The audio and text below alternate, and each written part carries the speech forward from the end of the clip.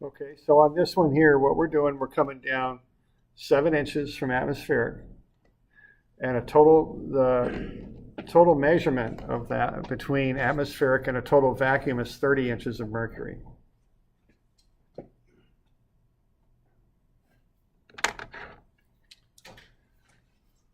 So what that means is 7/30ths of that chart there is 0.2333. That's above the line where our measurement is taken.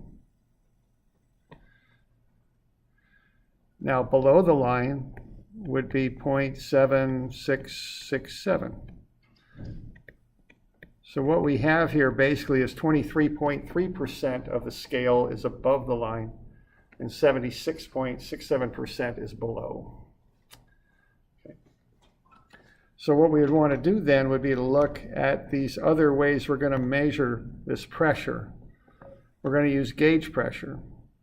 Okay, that's one thing we want. So the gauge pressure starts here and goes down.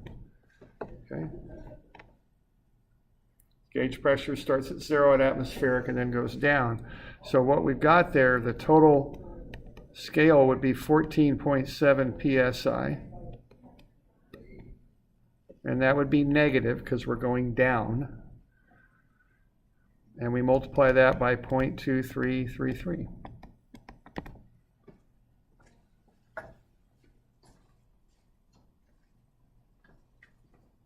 And we can multiply that out. And we get negative 3.43. So that's the gauge. Okay.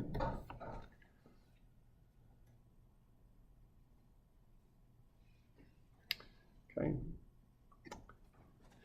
Now we could also look at a water barometer here, and what we're doing is we're starting from the bottom and we're working up for a water barometer.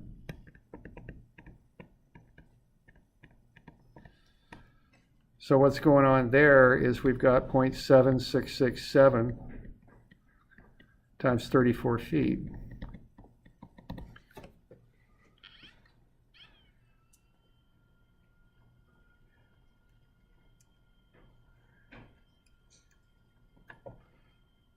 Okay, then we multiply that by 34 and we get 26.1 feet of water for the barometer reading.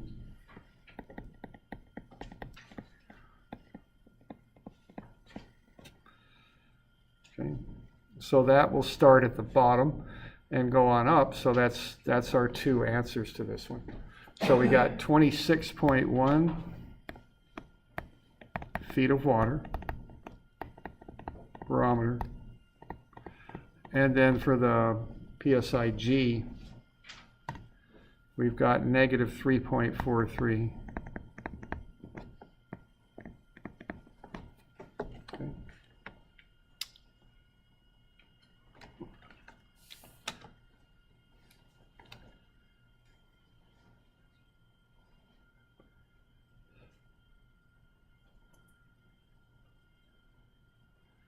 So we got any questions on that bit?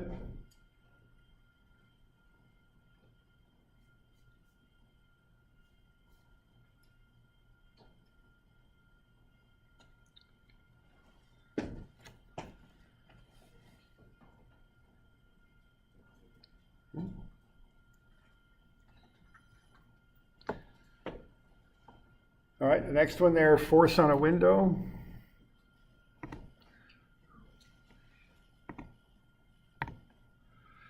Okay, we want to measure down. Then we want to go to the middle of the window because what we want is the average force, because what we're going to do here, we're going to find the force is the pressure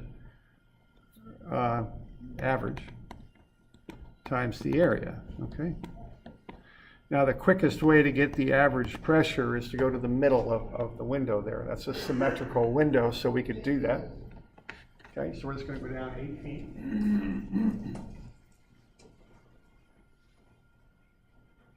And then we just want to find the pressure down there.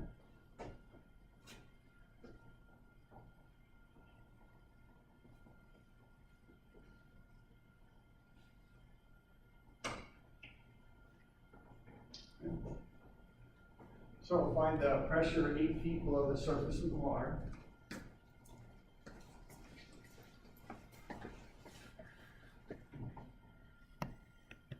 So 8 feet times 0.433 psi per foot, that'll get you the pressure.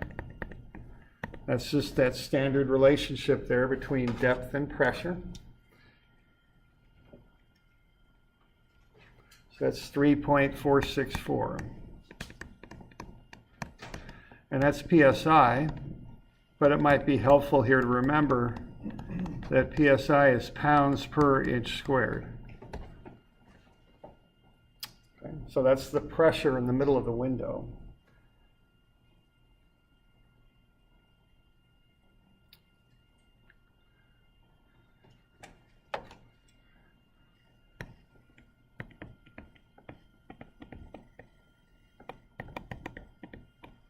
Now, what we want to do is multiply that by the area of the window.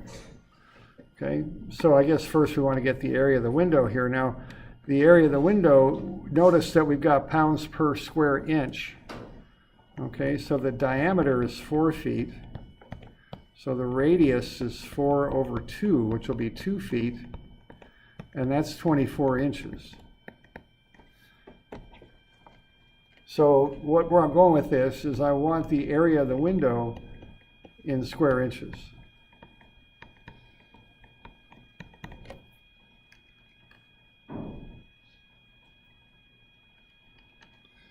So that's 1810. So that's the square inches there.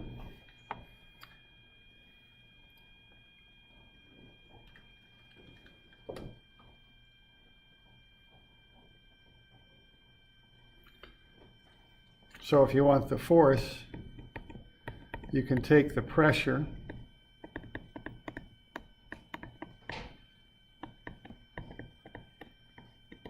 times the area.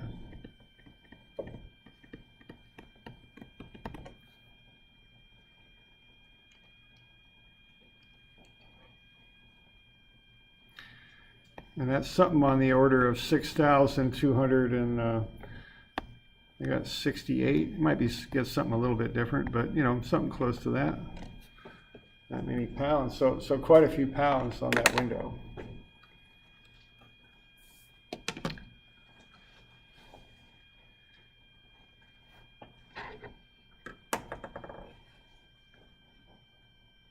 Okay. So we all right with that? Force is pressure times area.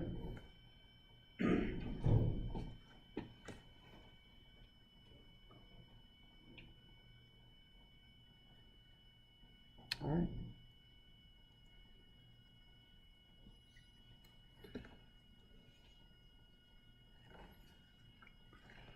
All right, now this one's a little bit of a funny one. This is an old YouTube manometer is what this is.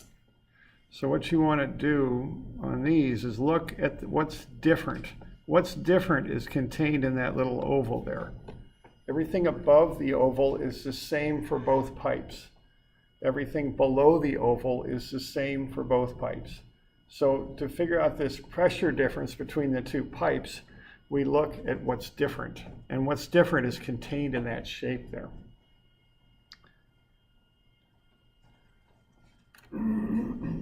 So what we got there is a dimension of 6 inches.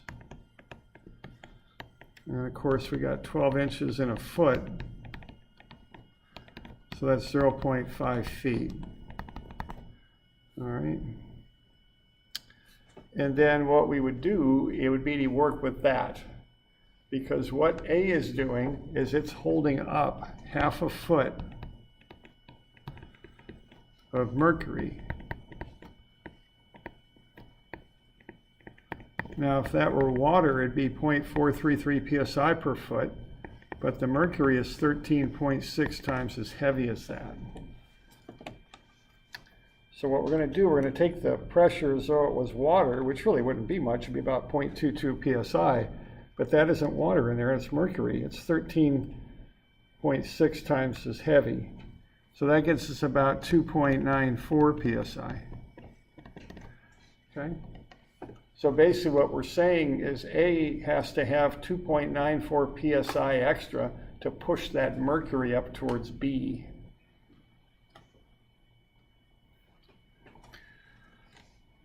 Now the one thing you want to remember here though is that B is holding up water towards A.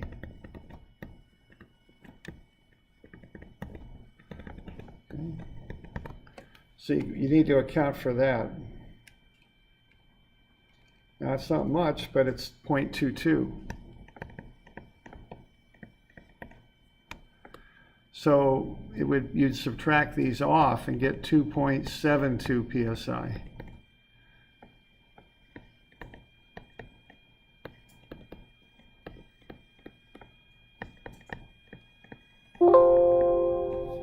So A is 2.72 psi higher than B.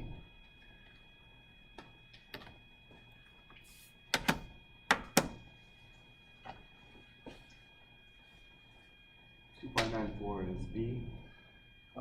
A is holding up 13.6 towards B. So the 2.94 is kind of what A does to B.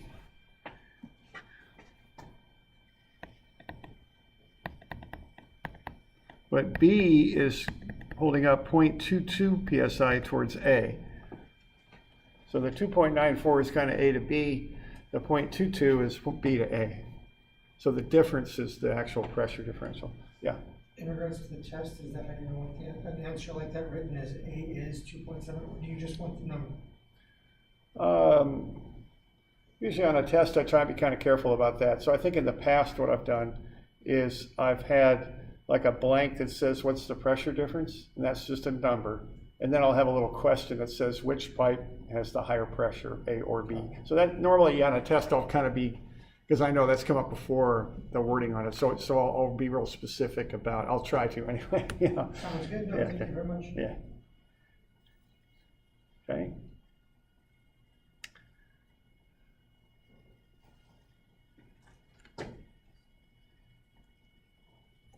All right. Now the last one here, what you want to do, this is kind of a density kind of problem. So there's different ways to solve this. You do need the volume of that container. So the area there would be pi times the radius.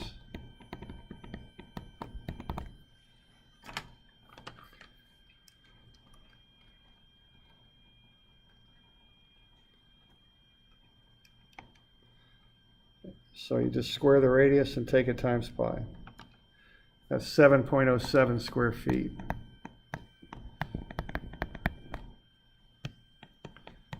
And we can get the volume, take the area and multiply it by the height.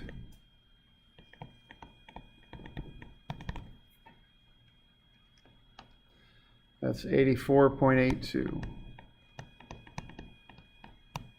cubic feet. Okay, so that's how much fluid you can put in that container.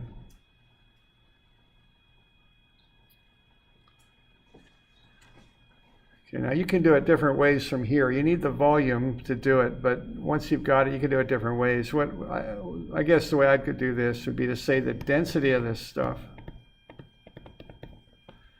is the 4,267 pounds divided by the 84.82 cubic feet.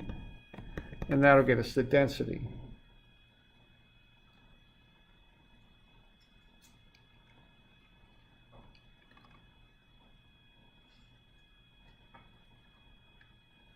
So that's 50.3.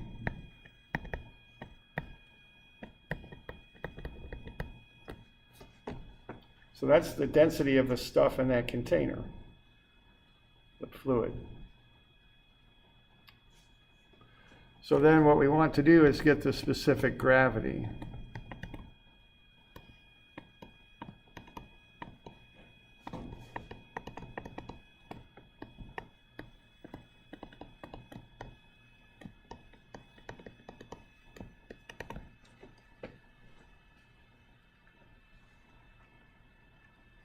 And if I divide that by the density of water, I'll get that specific gravity. It's about 0.806.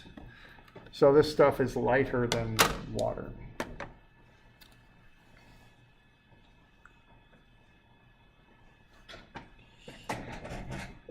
Will we be able to use this sheet on the test? Yeah, I'll get you a new sheet, but it'll be a new one though. Okay. Okay. But So- we'll get a new one for the test? Right, So we won't be able to make notes on it? right. Yeah, I'm sorry. But yeah, I suggest going over that blue sheet just so that you know what's on there and how it's written and that kind of thing. Okay. All right.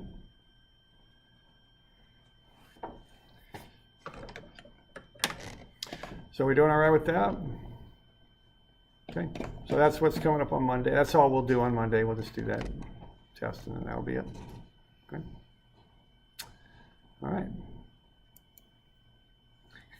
Well, we got a couple other things to be doing, I think. So why don't we get into something a little bit new? Now, what we've been doing here so far is kind of fundamental stuff, density, specific gravity, pressure, and force, and then flow.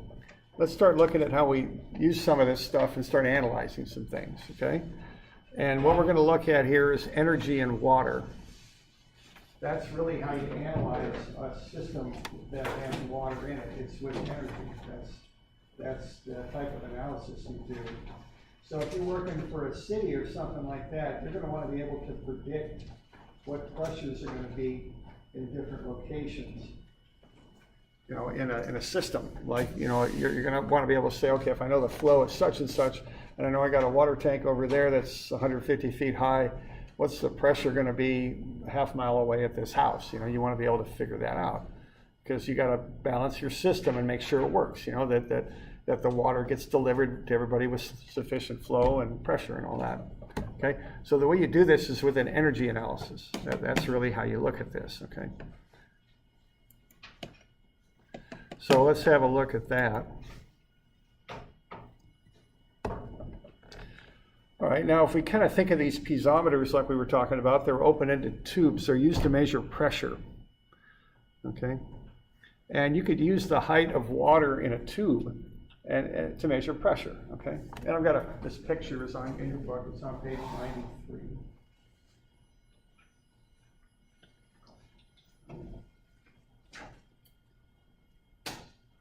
Now, really, what's going on here, if you really think about this, is you're converting things, okay? The energy in water is getting converted, all right? So if we have this tank here, what's going to happen is the water will rise to the level, in the piezometers there that I'm showing, those tubes, the water will rise up to the level of the water in the tank. So the water in the tubes will equal the level of the water in the tank. Okay, that's kind of how that works, okay? This is all going to be the same level, provided nothing's flowing, provided it's static, meaning no flow. Okay. All right, so if we have a system like this with a water tank, like I'm showing in that second sketch, and I've got a closed valve, and if I were to put a couple piezometers in there, no, I don't know if I would do that, like 100-foot piezometers, but if I did, the water would come right up to the same level as the water in the tank. Okay, so what I got here, I got a tank, and then these are piezometers, like tubes, and obviously they're kind of imaginary because you're not going to be putting 100-foot tubes in a water line like that. That'd be a little silly, but that's the idea, that's the concept. Now let's have a look at what's going on here with the stuff we've already analyzed. Let's kind of do just a little bit of an analysis here. So let's say we got 100-foot high here for the water, okay? So what's going to go on is if you take 100 feet, and I've got a little space for this down at the bottom of 93, times the conversion, the 0.433 psi per foot, what we're going to get is 43.3 psi. So if that water isn't flowing, that's going to be the pressure down here.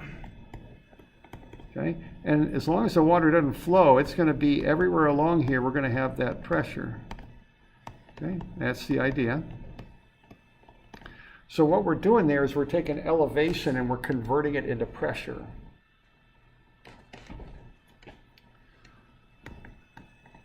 But then we've got 43.3 psi down in that pipe, and we know we get 2.31 feet per psi. And discounting any little rounding differences, that's going to get us right back up to 100 feet. So this pressure is going to push the water up 100 feet. That's what's going on here, okay? We're taking the elevation, converting it to pressure down at the bottom. The pressure then pushes the water back up to the elevation. That's what's going on, okay?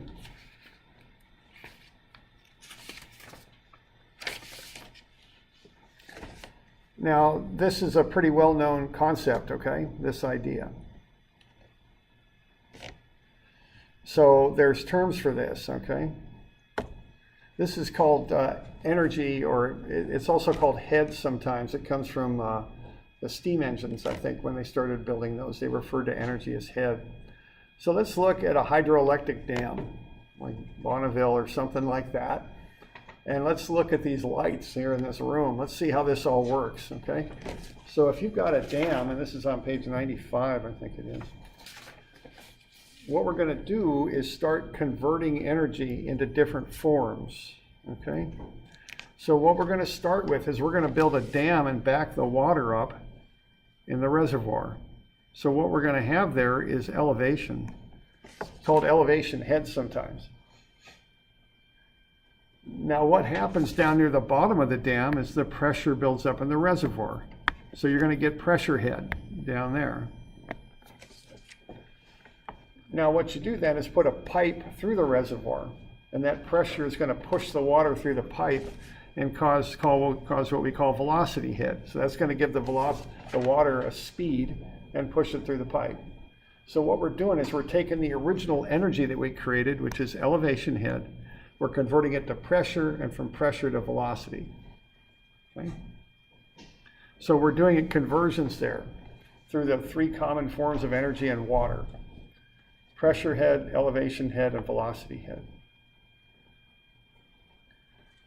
Now what we're doing further with this particular system is we're running that velocity head through a turbine. We're turning a turbine, and then we've got some windings in that turbine that generate electricity. And then we put that in a wire, and a lot of wires, and then we get it right there in a light, and it turns the light on is what it does. I mean, that's how the system works. It's all about creating or storing energy with that dam and then converting it into different forms that we want to use it in, okay? So that's what's going on there, okay?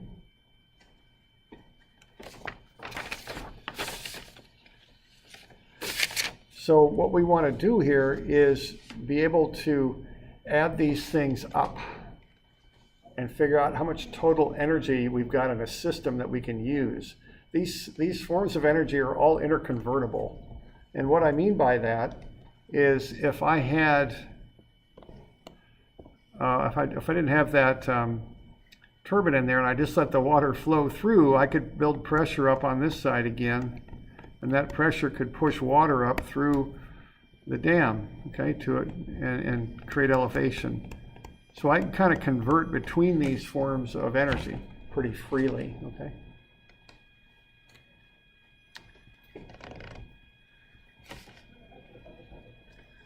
All right, now let's look at the conversions. Now, first thing, if we're going to convert this stuff, and I'm on page 96, we need a common unit that we're going to work with, because we're going to start adding stuff up and converting and all that. We've got to pick one unit to work with. And the unit that's used is feet. Okay? So elevation is measured, elevation head as it's called, is measured in feet. It's the height above what I call a datum, some reference point. Okay, so that's elevation head. Now pressure head is next, that's in PSI, right? So to convert pressure into feet of head, what you do is you convert it by 2.31, okay? So if you've got however many PSI times 2.31, what you get out of that is feet, okay? Now, and we've done both of those, we've done that already. We've taken pressure and used that 2.31 to get it into feet. Now velocity is a little strange, that's feet per second. So what we can do is we can take v squared over 2g. Now this is kind of a funny one, and this is kind of physics, and it uses a calculus derivation to get there. So I think we're going to have to just take this one on faith. Okay, this one isn't quite as straight up as the others. So let's just kind of accept this one. Yeah. Okay. So if you take the velocity and square it and divide it by 2 times the acceleration due to gravity, you'll end up with units of feet. So all you need to remember there is if you take v squared, square the velocity and divide it by 64.4, what you get is the velocity head in feet. Okay. Now the reason we're doing this is so we can add everything together and get a common total amount of energy. All right? That's why we want everything in the same units.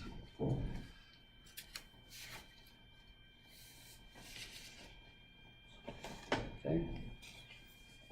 So I've got these conversions there for you, when you need them.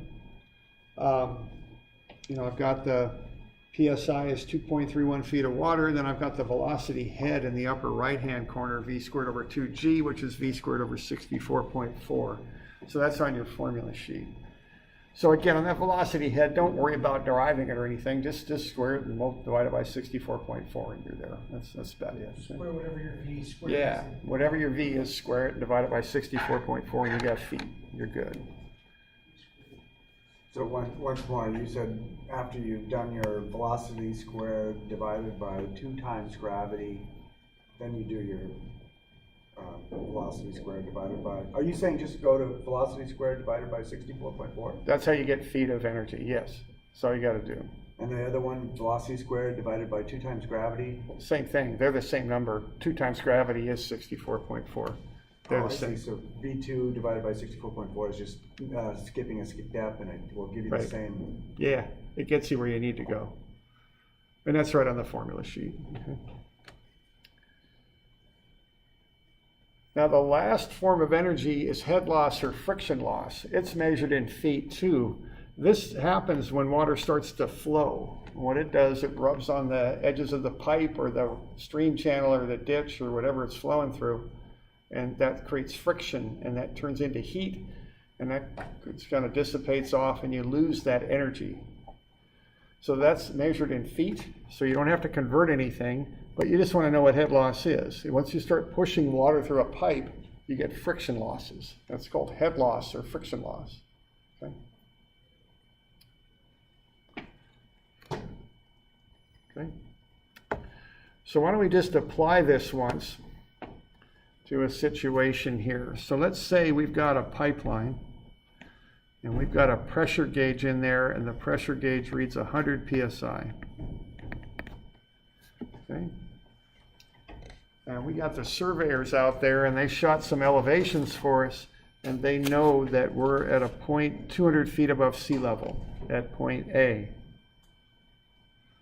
All right. And we also know that the velocity, that the water moving through this pipe has a velocity of 8.025 feet per second. So let's figure out how much energy we've got in the water. Okay. So what we're going to do here is we're going to get everything into feet, and then we're going to add it up, and that's going to get us the total energy in that system.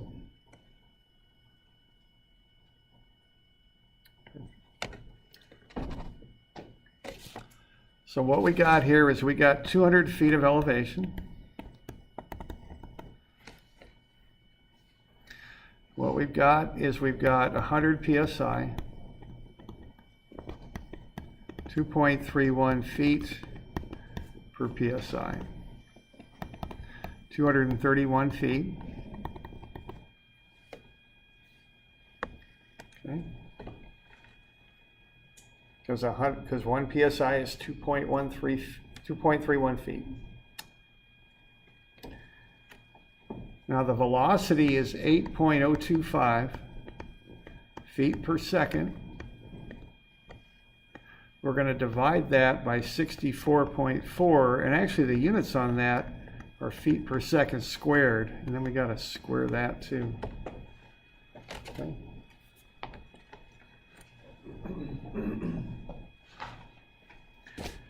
Now, if we take the 8.025 and you square it, you get 64.4, and the units are feet squared per second squared. And that'll be divided by 64.4 feet per second squared. So that's going to get us to feet, is what it's going to do. So if you take the velocity and square it and divide it by 64.4, what you get is feet of energy.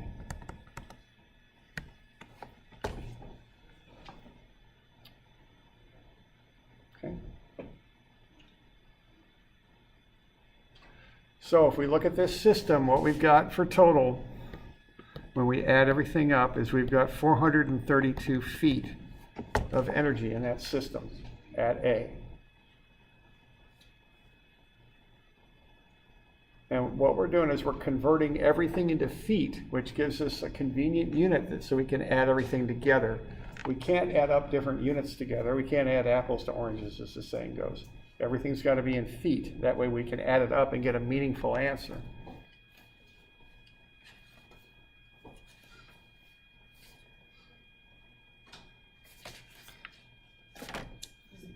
All right, we good? Yeah, and I guess maybe I'm getting ahead. So that the 432 feet would be the PSI, would be the reading at B? That's the amount of force coming through the. This. It's not a reading, it's calculated out. Yeah, You can't read that. Now, kind of conceptually speaking, this is what I'm saying here is not actually literally true, but it's the idea. If we took that pipe and bent it up, the idea here is that that's how high the water would go if the velocity just kind of petered out to zero.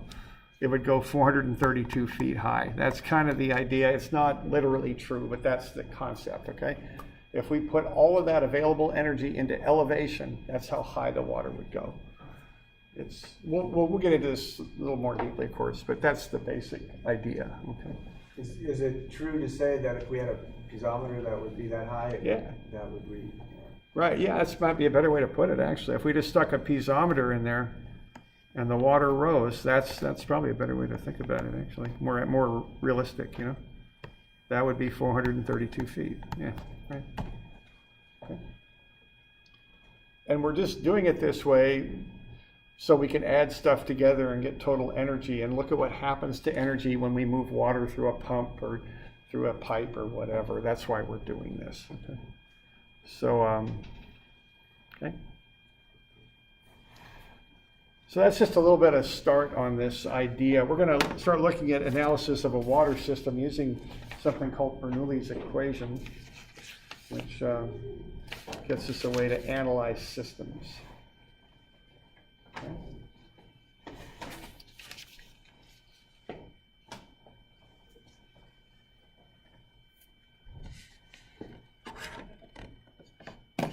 So we got any questions on that bit?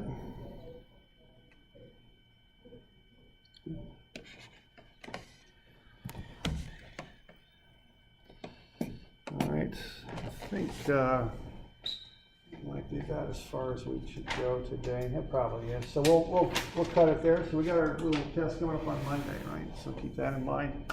Okay. That's good review.